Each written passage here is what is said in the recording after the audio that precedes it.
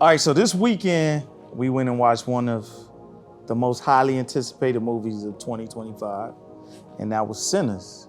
We did not go this weekend, y'all. We went 2 days ago. Today, Thursday.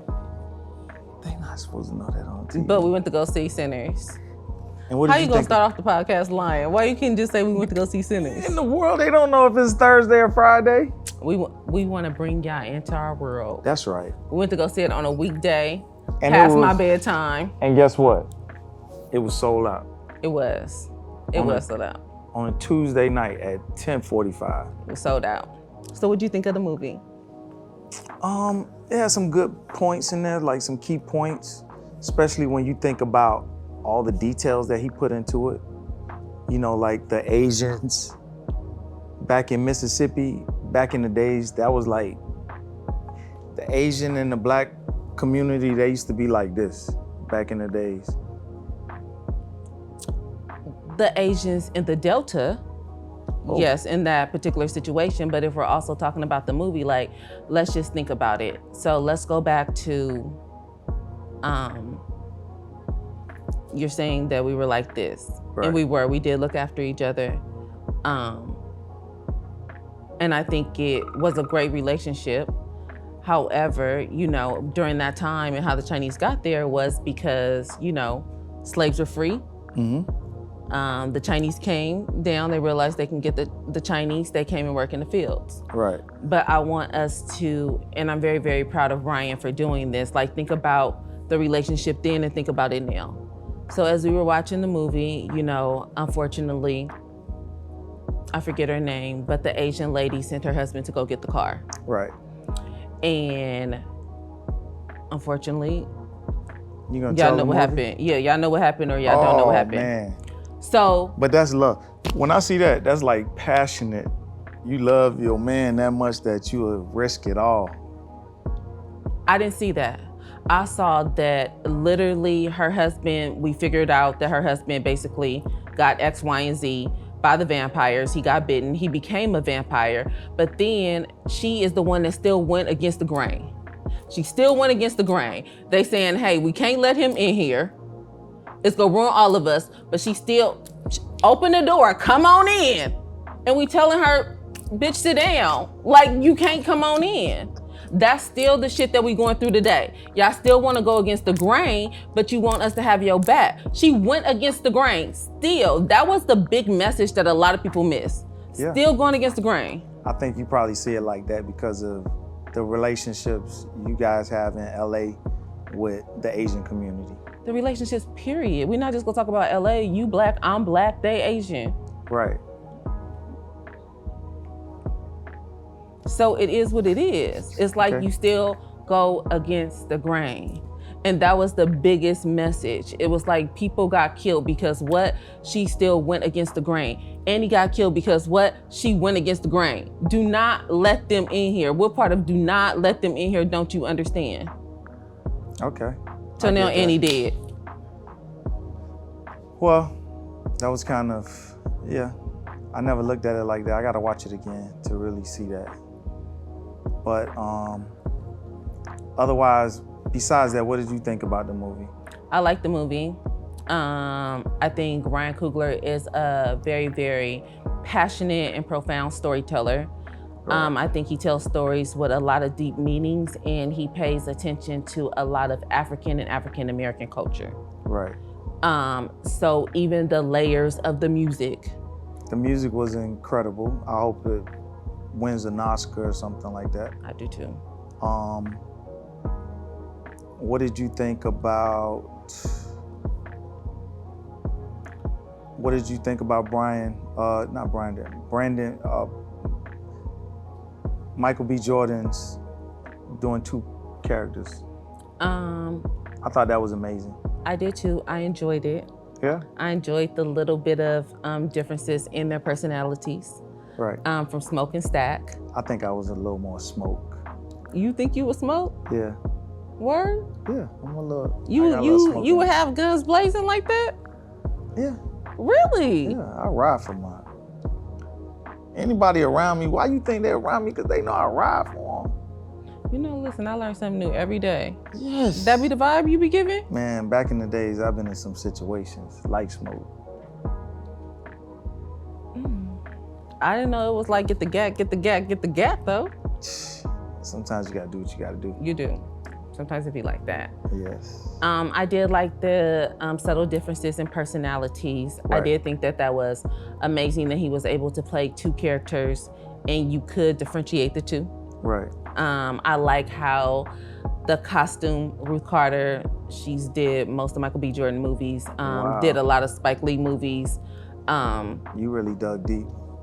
Well, I went to school for this. Like I had to do a report on Ryan Coogler, Ruth Carter, 10 years ago. Very impressed. So I like the way her costumes bring out the character. And Right. even though they were twins, they had a little bit of subtle differences, Okay. even where they kept their guns.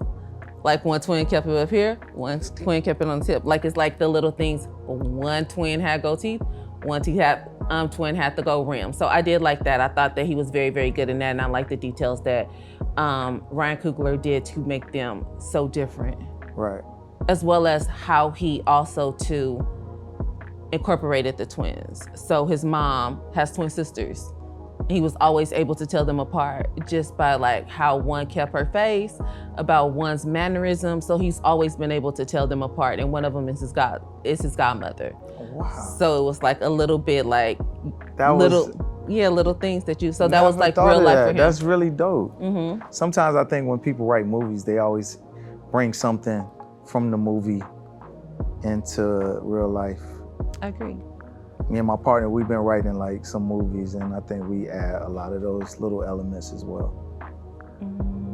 All right, you want to drop a couple of gems? You want to give us a little treat? Nah, you know about my movies, but a lot of people don't know about my movies. I mean, but can we give the audience just a little snippet of something that you and your partner, how it's relatable, how it symbolizes you two? Miami culture, Miami, the underworld of voodoo, Santeria and stuff But like I asked that. you don't believe in voodoo. I don't believe in that, but I Okay. know a lot of people do, and I've been in situations where some of my Cuban friends, you go to their houses and they have closets with candles up to here with Santeria. I used to wear the little Santeria chains, not really understanding it, but even in my neighborhood with all the Cubans, they have big Santeria statues, humongous.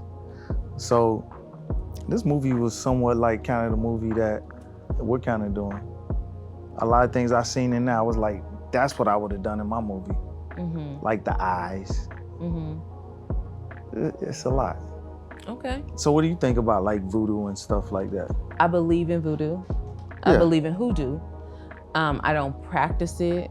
It's not something that I want to dig deep in, but I do believe that it's real. And I also think, sometimes people practice it and don't know it. Don't leave your purse on the floor.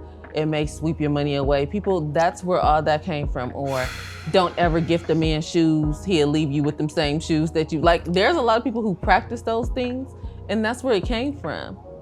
I don't believe in all that, but I do believe in certain things. My grandma always told me, same way you meet a woman is the way you're gonna leave her. Okay.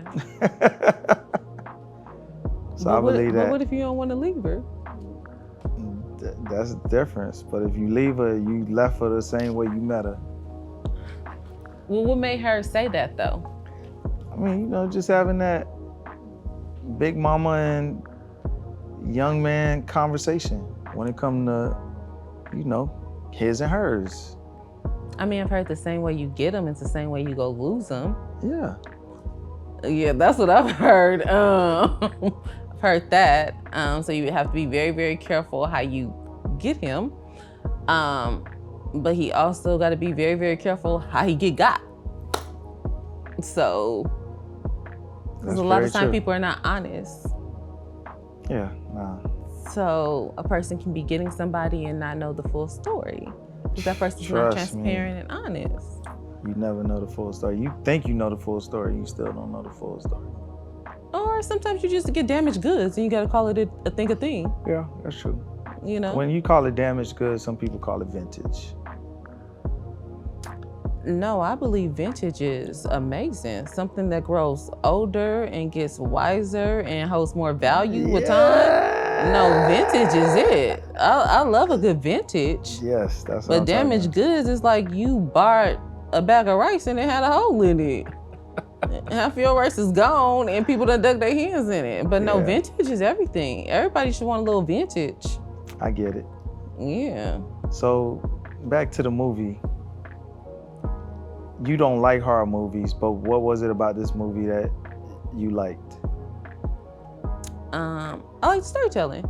I did too. What I liked about it was two stories in one. If Okay. you notice, the first part of the story was about just two young men struggling and trying to come, not struggling, but trying to make a way in their city that they grew up in, and entrepreneurship and so on and so forth. It had nothing to do with side B of the story, which was brotherhood. Now we're on the other side, and now we see things totally different, and it happened overnight. Because now one is for the dark and one is for the light. What part do you feel like was for the light? Smoke was for the light, Stack was in the dark now. You don't believe they both were for the light and both were for the dark? They were, but it switched overnight. It switched in the middle of the night, just like that. Your whole life just switched in a matter of seconds. But why did it switch though? Because of the vampires. No. Because of the lady? Yeah, let's call a thing a thing. Because of what? Because we dealing with this with Shannon right now. So why did it switch? You picking on this lady. I'm not picking on the lady. I'm calling the movie. Yeah, but he was already in the closet, dead. Wait, I'm sorry, what happened? He was already dead. Stacks was dead. What you mean he was dead? He was in the closet dead, remember? No, he became dead when she was riding him and bit his neck. Oh, so you talking about her. I thought you was talking about the Asian lady. Oh no, I'm not talking about the Asian. I'm talking about, yeah. That was like, so what are you saying? Is that like a Shannon Sharpe situation? Shannon just be out here. Shannon just can't win. So you got caught up? Who got caught up? Stacks. I don't know if he got caught up. You know what I mean? You got to think about it. Like you also too, clearly that's something that he wanted. But just like Shannon. Okay. What is your opinion on Shannon? My opinion on Shannon is you living your life, you having a good time. Okay. And regardless of whatever, you got to know your worth. So sometimes we may think it's all fine and dandy and we in control of certain things, but now she put him in a chokehold. So in your opinion, in a man's perspective, in a black man's perspective, do you think that she wanted anything other from this 50-year-old black man other than money? That's it. And what do you think he wanted from her? Some young cooch. Right, okay. Some coochie Gucci. That's what he wanted. Coochie, that's it. So then it's like you get on television and be like, you know, I'm being framed, da da da. But you knew what you was doing. Like this is, I mean,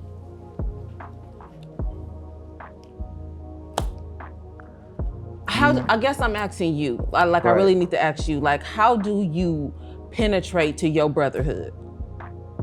When you say that, you mean what? Meaning what? Like, how do you get them to see what's happening in the world, see the examples of what happened, and then help them comprehend, like, you sure this it? It's something for everybody. Like, I could tell my experience, and hopefully you can learn from my experience, or you can learn from Shannon's experience. But sometimes you just got to let them go through it. But right now we're in a state of emergency. He just went through the same thing when he was with the lady. Talking about, don't you run away from me? Don't you run away from me? He was just doing the same thing with the other lady. But that's just, when a man and a woman talking, like, I'm listening to the conversation on the phone, he's like, listen, if you say that dumb shit one more time, I'm gonna choke the shit out of you. It's just hypothetically speaking. But he said it on the call. She set him up, first of all. How is this go look? A big black man with a small white woman. You already know you already know what it is, sir. But then it's like, oh, you want us to come and save you. We ain't got no dog in that fight. You like what you like. And that's my thing. I feel like people should be with what they like.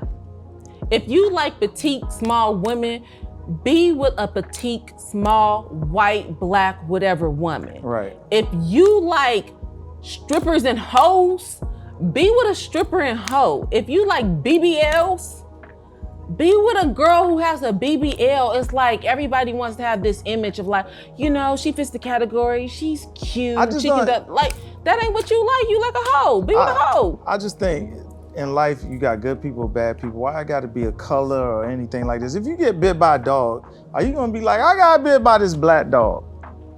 I'm not, but maybe somebody else would. I never heard nobody Karen say. would be like, I got bit by this black dog and I don't like black dogs. Or I'm not gonna say that though. You hit a dog in the car. Oh, I hit this red dog running across the street. No, you're not gonna say. But we're talking about the 2%. Dog. We're talking about the 2% though. There's a lot of people who are, and that's the same thing with the Shannon Sharpe situation. Also too, why you keep getting recorded, sir? What's going on with you? But that's why I say I think it's more so about his worth, more so than anything. You don't think he believes that he has good self-worth, or, what is it? I think he just got too comfortable. I understand now what it means to have NDAs, even though nowadays NDAs may be, that's just a piece of paper. C.O, he got too comfortable with what? He just got too comfortable with her, let him too close to her. If it's a wham bam, thank you ma'am, that's cool. But not on the phone calls with her, not this, not that. Everybody knows she set him up. But now, just my thing, because it was a little white girl, now the black women is like, F-O-F-A. No, I just feel like, we always can't be Captain Save-A-Ho. You know what I mean? We can't come to the defense of the black man 365 days a year. And we also can't just always stand behind them and follow them if they're not leading anything. At the end of the day, Shannon has to take accountability. And that is he has yet to do that. I feel like I'm being framed. I feel like he go put out the 30 seconds. No, you liked her. You fucked her. You said you was go choke her. You did what you did. Just, you know what? Honestly, y'all, I fucked up. My bad. It was a thing. You know what I mean? I get it. Because to me, that's to be like, well, how much money you want? What do you want? It wasn't worth no $10 million. I'll tell you that coochie is not worth $10 million. Well, he begs to differ. Woo! That's some expensive coochie there, boy. But listen, if you was on the phone calls and my text messages with my homeboy, choking, that's mandatory for most of my homies. No, yes, if you are in an intimate space and you are, you're in a sense of eroticness and shit like that, but not if you just I'm gonna choke you when I see you. Well, wait a minute, how you choking me? Hold on. What's going on? Why are you so mad? Hold on. It wasn't very sensual, oh, I can't wait till I see you. It was I should choke you. You know what? Actually, I am gonna choke you. What are you talking about? Well, you gotta understand, Shannon Sharpe is a little bit of a Scooby-Doo. He thought with a little lift to the nut to it, choke the shit out of it. It comes out. Nothing about him saying, I'ma choke you, and the matter that he did got anybody wet. That didn't get nobody wet. That did not make any woman be like, oh, I'm about to open up to this. As soon as that did nothing. But that money, that paper, definitely made him be like, I'm gonna give him something and show him I got that wet. And she did, and she about to get paid for it. So she thank you very much. This was great, awesome, actually. But he got accept accountability. That's my thing. If like what you like, want what you want. I don't think anybody has a problem with it, but usually the person who likes it. Yeah. Like, would nobody be mad at Shannon if he's 50 years old and he wants to date this 19-year-old woman, and no matter the color of her skin, he likes her, he's interested in her, he's interested in doing something with her in some type of capacity? Sure. No, nobody has a problem with that. You like what you like. Yeah. There's somebody for everybody. Okay. But back to the movie, I mean, he's a sinner. He got caught up. You don't believe we're all sinners? Boy, God, please forgive me for all that I've done. That's all I got to say. You want to repent on the podcast? I try to repent every day. Okay, well, all right, back to the movie. I'm not going to even go in on you right now. But yes, I thoroughly enjoyed the movie. I thought it was great. I'm very, very proud of Ryan, and I'm very, very proud of Michael. The storytelling was incredible.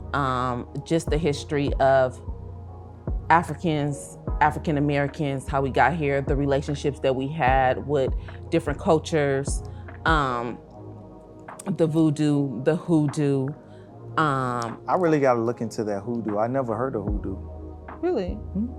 That's something that's dope.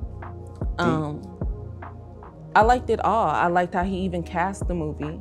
You know what I mean? Like, definitely. To make the cousin Buddy Guy, that was like incredible. Yeah. That was amazing. Yeah. It was very good. I hope that there's a sequel to it.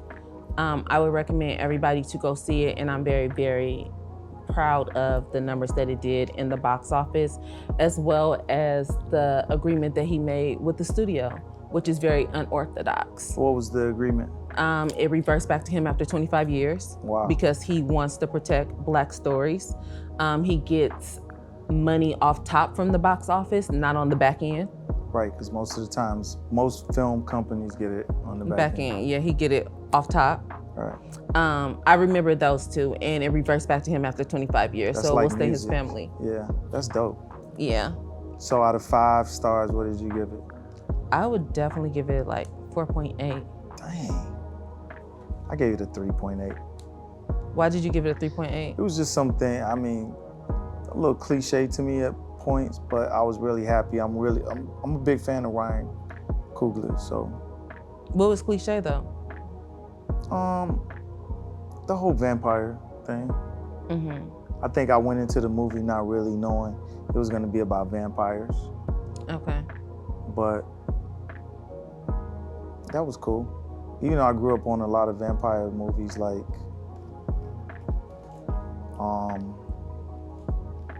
most of the vampire Interview with a Vampire, that was a good one. Lost Boys, that was really good. Have you seen Lost Boys? I've never seen it. I'm not a scary movie person. Dang, these millennials ain't seen nothing. Don't Lost do that. Boys Don't do is that. amazing. Don't do that. Because if I could, don't do that. We're not gonna go there? We're not gonna do it today because the other millennials, I'm sure you guys have seen it. Lost Boys. It ain't safe in here, y'all. It is not safe in here. It's not safe in here. It's not safe.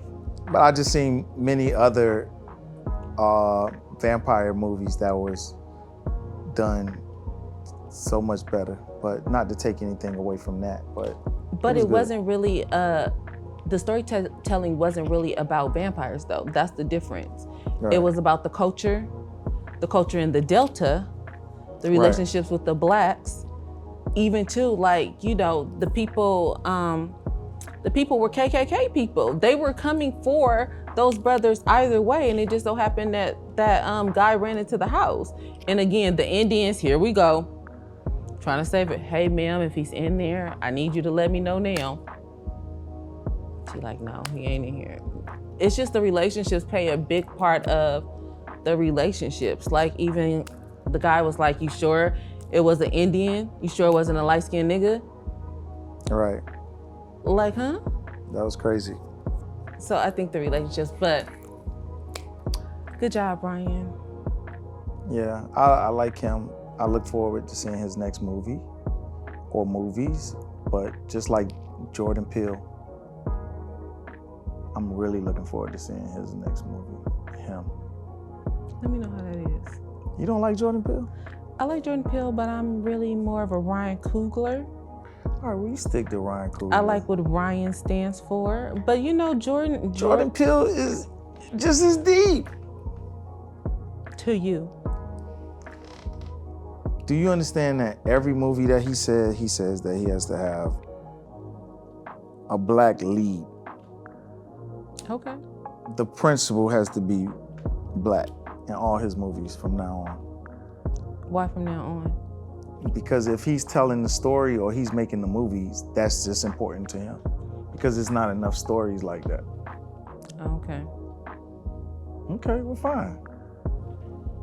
I just, for me, it's like some people like to strangle the fence. So. Okay, I get it. Jordan is one that strangles the fence. And I can't take anything away from his creativity, from his success, from who he is as a person. You know what I mean? Everybody has a story. Everybody's story is different. I'm just saying I'm riding with Ryan, I'm over here with Callie. You can be over there with Jordan. I get it now. He's with Callie.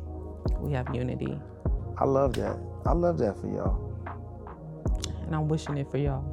There you have it. Sentence 3.8. I'm just gonna go ahead and give it a 5 now. After this conversation, after talking to him, it just get a 5. Sentence 5. There you have it. Little fun fact about me. As a teenager, I did internship for a commissioner in Miami.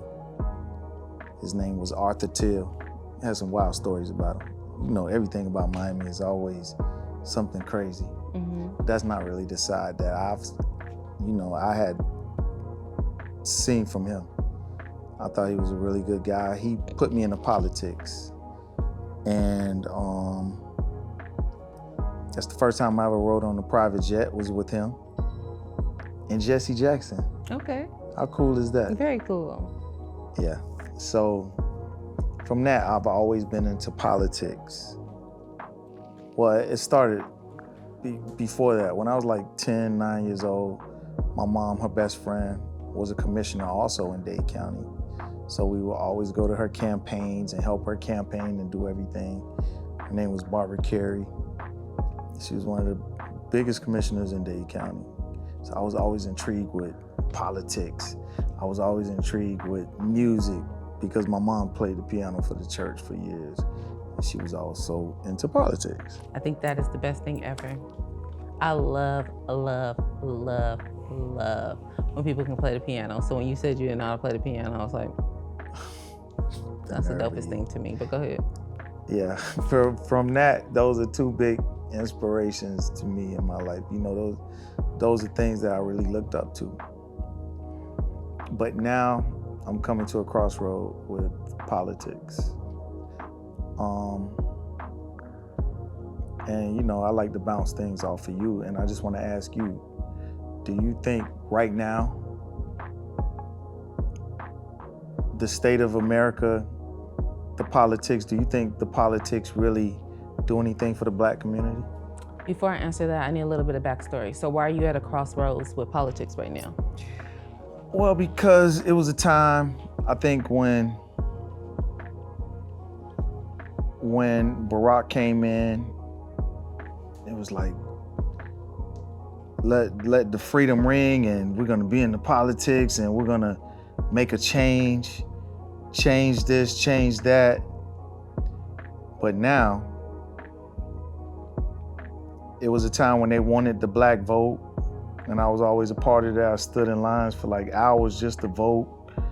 But now, all the issues that the current administration is dealing with, it has nothing to do with Black people. I think they passed us. Mm-hmm. There's nothing that pertains to us, whether it comes from the tariffs, that has to do with overseas. But it's affecting us, though. How does it affect us? The Black community is surpassed by every other race financially in America. Right. we are at the bottom. Okay. With that being said, we can't afford these things. But we could afford a lot of other things. So you saying that whatever the tariffs may be, we can afford. We had Gucci, Louis shut down during COVID. We did with the PPE. I'm not gonna deny that. But I'm talking about, like, thank God that we do have, people in the Black community that are financially stable, have made great financial decisions. But I'm talking about the community as a whole. Okay. As a whole, we can't afford that. We can't afford for eggs to be $10. We can't afford. There's people who have kids who are on a fixed income. Nowadays, it's like most households in the Black community are not even making $100,000 a year. And that's most households. Yeah, you're right. You know what I mean? So we can't afford all these extra taxes in order to maybe even get clothes that are a little bit cheaper for our children. But is that a Black issue, or is that an issue for all? But we're talking about Black issues, though. Yeah, you're right. So right now, I think the issues, like, I just feel like they don't care. Right. They don't care. So it's like we have to care, and we have to do things that are gonna put us at a playing level too.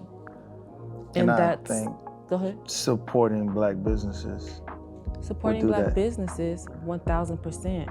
But how many of us can start a Black business and then sustain it? But it just starts with just supporting, and so for a perfect example, my dentist is a Black woman. And I felt like it was really important to support Black businesses. When I looked through everything, most people would be like, oh, that's a Black woman, oh. But I thought it was really important to support her.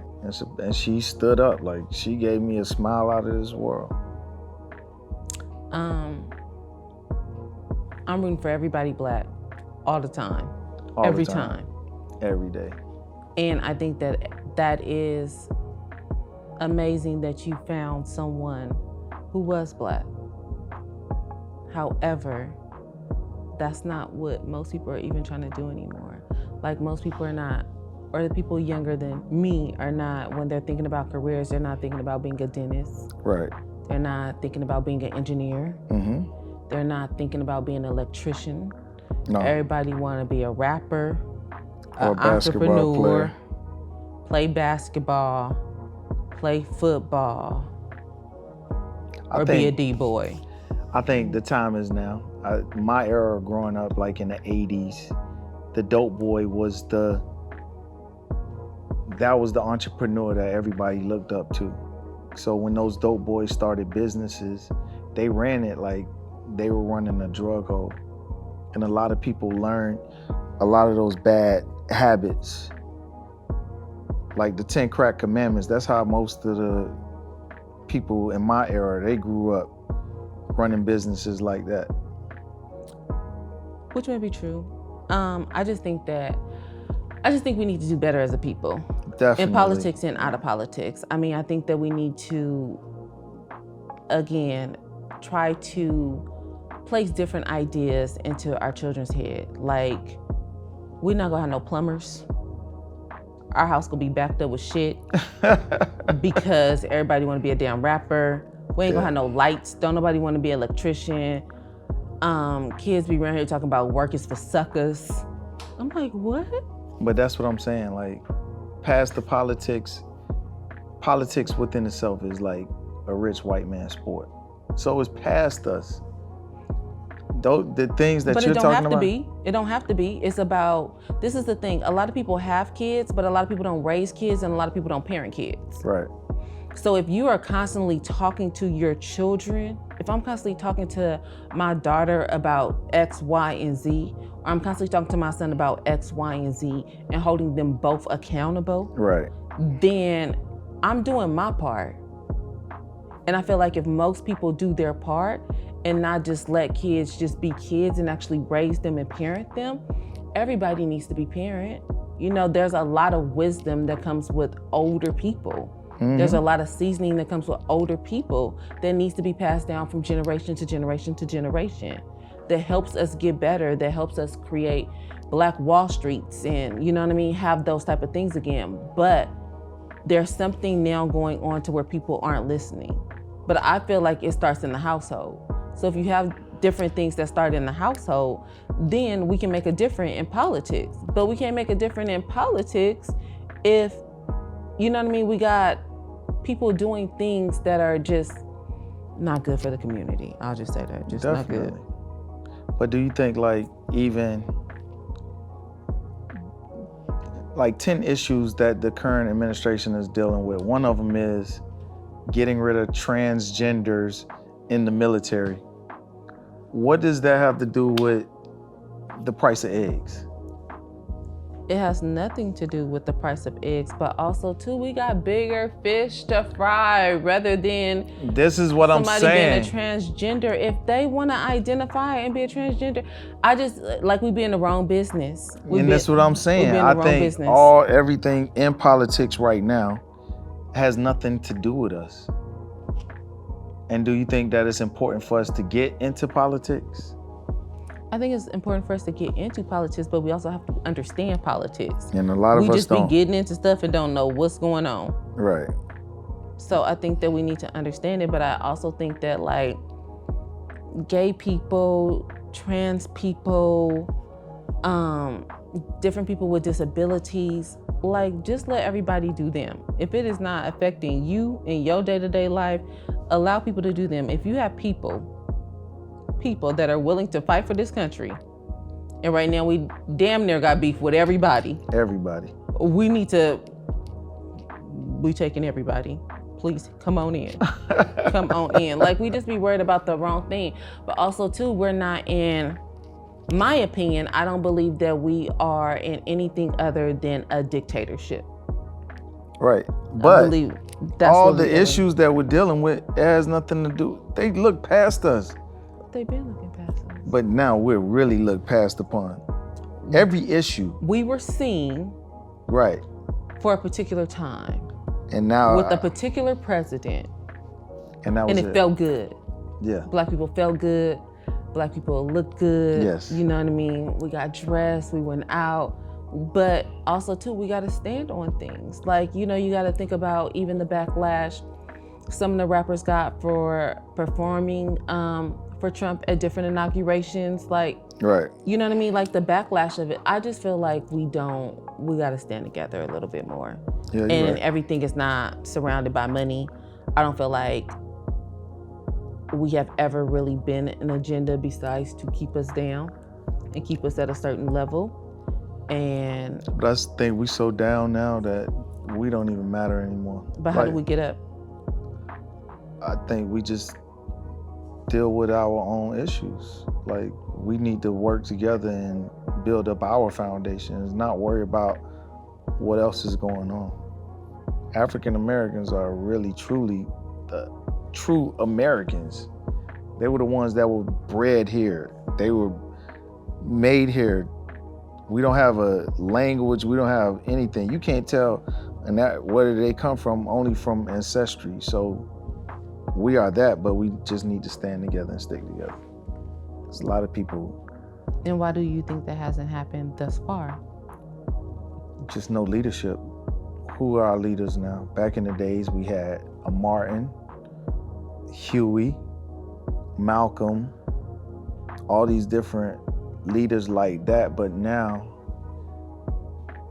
this generation, their leaders is Future, Young Thug, Drake. That's their leaders.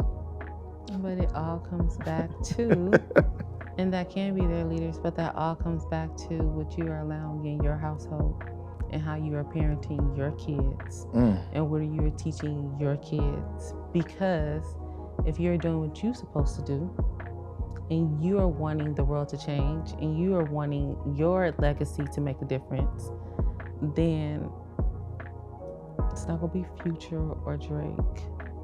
Or Young Thug. Or Young Thug, you know what I mean? So, and to me, it all starts in the household. And now they're gonna dismantle the Department of Education and make it that every state, fend for themselves now.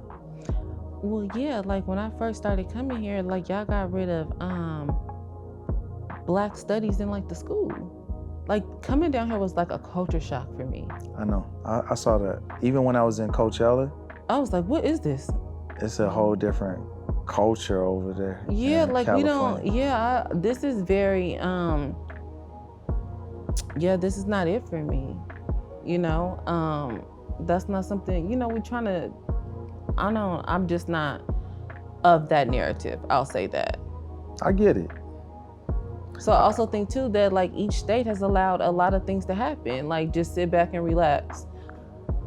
Yeah, I can't wait to see what's really gonna happen.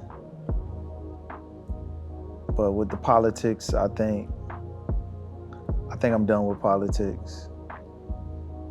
It does nothing for me, it does nothing to me, don't move me in any kind of way.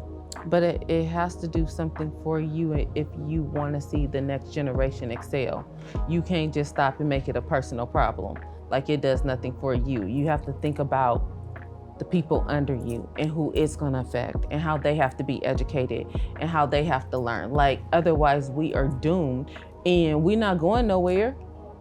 We're not going anywhere, but maybe we need to start our own party. You know how they have like the Republican Party, the Democratic Party. Maybe we need to start like the Block Party. We couldn't even all be together during the Black Panther Party. We had a party. We can't talk about coulda, woulda. We need to just do it now. Who gonna do it? I mean, we feel like a lot of people should do a lot of things, but again, I think it starts back to how you are raising the young people in your household to make a difference in the future. We can't do nothing about nobody else. We cannot appoint a leader. We cannot make a certain person get education. We cannot do anything. We have to educate and build the people in our household and do a better job parenting and raising. And then we will have different young people that are becoming adults who are paying attention to different things. It's kind of deep. You sound like a leader. You think you want to run for I ain't got it in me. Listen, you could be. I just have opinions, and I think that again, a lot of times we have to take accountability. And as a Black person, as a Black woman, I'm going to take accountability that we need to do better in our households with parenting our children and raising our children and guiding them down the right path and not just giving up because we had a bad day. We know it's hard. We know that it can be tiring. We know that we need a village, but we have to do a better job within our households, period. And we also, as men and women, have to work as teams. Amazing. We have to work as teams. We have to use each other. We have to feed off of each other. We have to benefit from each other so our lineage can be greater. Otherwise, there's nothing we can do. There's no reason for us to be talking about who the next Jesse or Don King go be. And then we got kids out here talking about, I want my chrome heart jeans and ain't got no job, ain't got no money, right. Can't even read on a second grade level. And it's like, what are you even talking about? But we go buy them though. Yeah. You know what I mean? So we spend our money in different ways that is not benefiting us as a household and it's not benefiting us as a community. Or culture. Yeah. Cool. That's deep. That's dope. Well, I still think that you should probably run. The Block Party? That would be dope. I think that there has to be more like-minded people. Yes. And I think people have to be ready to have real conversations about real things, because sometimes you can continuously explain things and it's like they're not comprehending it. And everybody gets tired of explaining basic shit to basic people. You just be over it. You be like, all right, never mind. I know that's right. So I think we just need to have more conversations. I think men need to have more man groups and talk to each other and hold each other accountable. I think men need to really, really, really, really work with their partners And I think that their partners need to understand also too what they're going through and the challenges that they're having, so it can be better relationships. And I also think that people don't need to just give up on each other. We be real easy to give up, be like, all right, this ain't working. It'd be like, you 45 years old, you ain't got nowhere to go. Just work this out. And we are one race that will give up very, very quickly.